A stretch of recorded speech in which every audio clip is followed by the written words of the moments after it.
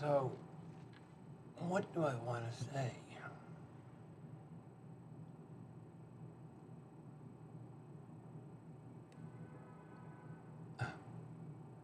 I I'm pregnant with a rather robust interpretation of current events, current consciousness prevailing on our planet at the moment.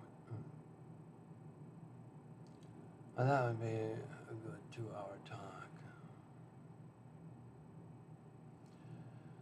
I like to keep these things under 15 minutes if at all possible, but this talk speaks to the nature of your own reality. The thing that people fail to notice is that man is a mental, physical, spiritual, imaginative, soulful being, whether he likes it or not, no matter what his opinion is or not. Man is influenced by metaphysical laws. Those are laws of the spirit that affect the body, basically. The above or beyond the physical affecting the physical in rather rambunctious ways. For instance, man is born with an inbuilt propensity to worship something. And God is, most of us, right from the time we're children, are exposed to the notion of God, and children intuitively understand God. No kidding. I wish I had taped the conversations with my nieces and nephews. Anyway, the point is, most of us are also born geniuses according to some psychological dipstick society or other. And I can see that. I can see that as a possibility. And so the point is that, say, 90% of us are born geniuses. And by age 7, about 20% of us are still functioning at the genius level of comprehension, intuition, and emotional viability and cognitive relatability.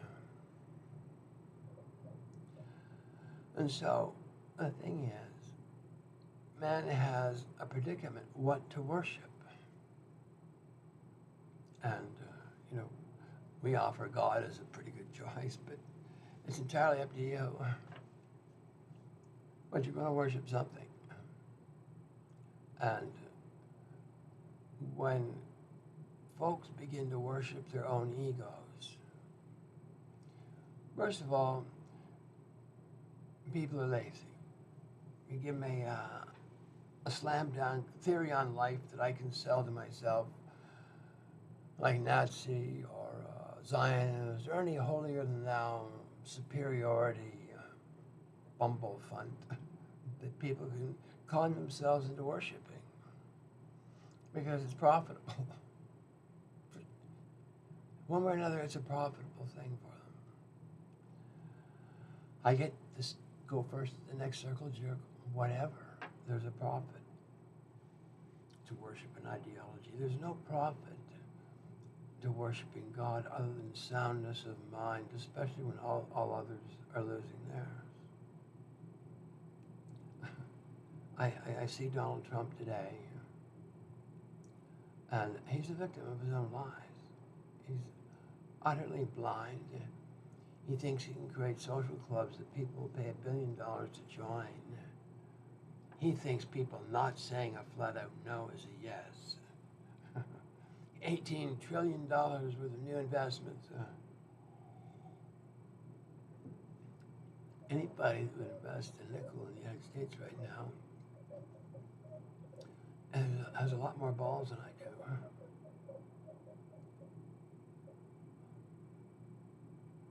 The thing is just, it's fucked every which way. It exists. It's run by people who are addicted to lying any shred of truth or innate beauty, as in Gaddafi's son or JFK Jr. or anybody that can outshine them with power, they kill. And these are like the little second-rate cretins that used to hang around my schoolyard when I was a kid. And they tried to bully me. Nobody tried very long. I never liked bullies. And I wasn't one myself. Bullies would seek me out. And the first one, I knocked out my first opponent at 8 years of age.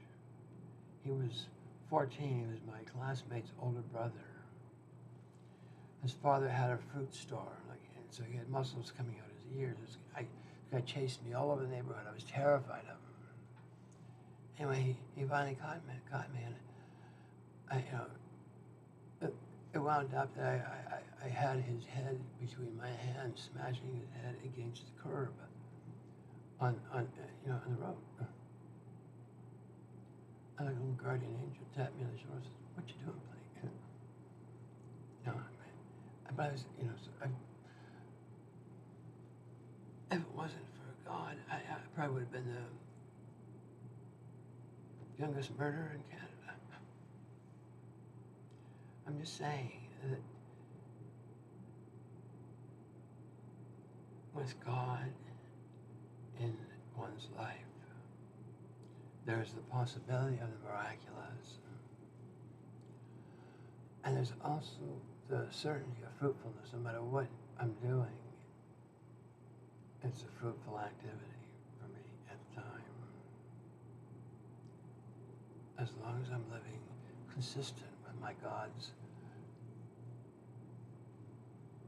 gleanings for me. And the only way I am able to access that depth of subtlety in my own being is by virtue of conduct and displays of faith, I guess you'd have to say. Belief in something bigger than my own ego or the egos of my enemy's best friends, or whoever's egos you can name.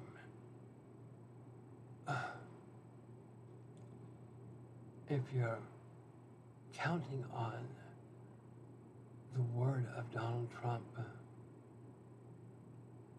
or any of his crew or any of the Demonocrunt crew either, they're all blinded in their own lies. They're living in a holistic lie soup, and they're addicted to it, and they can't, they refuse to allow any glimmer of truth into their reality because it scares the living shit out of them. If we let a little bit of truth in, what if they go whole hog? And that's the point of life. There's no avoiding it. There's no getting around the point of life. No matter how smart I am, Donald Trump tells me he's the greatest salesman on earth. He can close any deal anywhere, anytime. So far I haven't seen him do one good deal since he moved into that stupid pseudo White House. The House of Baal is what it is. And and this is all because he cannot stand the thought of not winning, not beating everybody else, not getting to rob everybody, not getting to make America great at everybody else's expense. That's where we draw a line, see? You can make America great all the fuck you like, Donald, but not at the expense of the rest of my world. Sorry. Best begin with your own home front first, son. You have nothing to offer my world other than your insistent stupidity and harebrained cockamamie fear-mongering about the Russian bear. Russia has no more desire to rule Great Britain than drive a hole in her head. So fucking stupid. You know, some people don't want to do business the way you do either. Like, lots of people don't need to, you know, burn every bridge, fuck everybody up. Nobody else can make a nickel except me. Who wants to do business with you, Don? Like, nobody.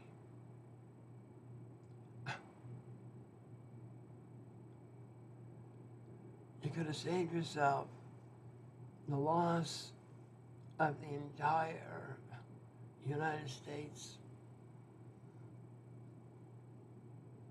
construct.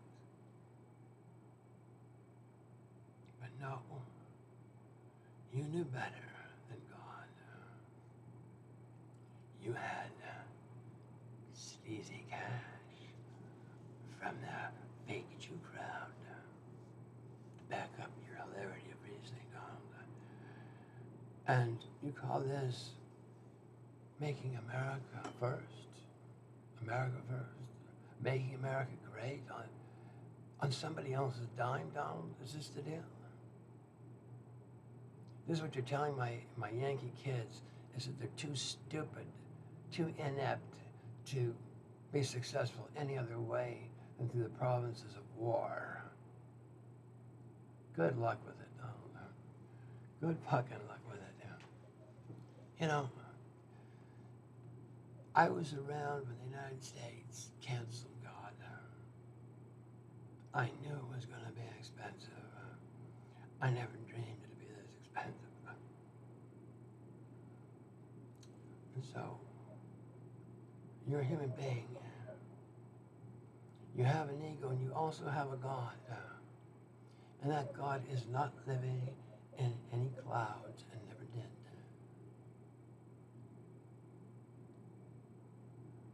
And that God is as close to you as your own breath and blood.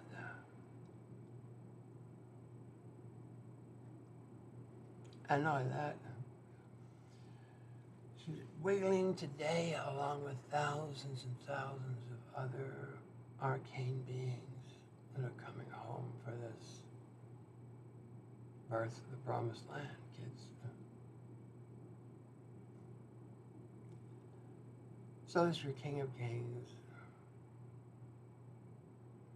inviting you to consider what you're going to worship.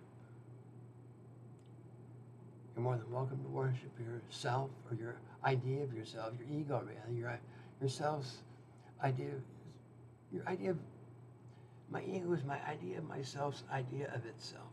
It's kind of a convoluted filtered self-interpretation so that life's true dynamics get filtered through a softening process. Anyway, that's what an ego is. And you'll find people who are pretty lazy worshiping that instead of God, because God is a bit of a reach. You know, it's a tangential proposal to begin with for many of us. Anyway, you have two choices. You can consider God,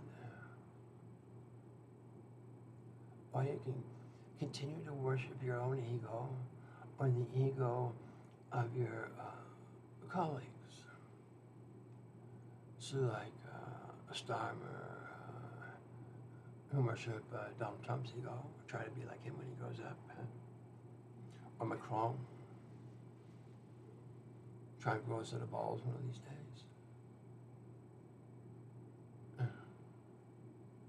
Plus, where are the men? Where are the men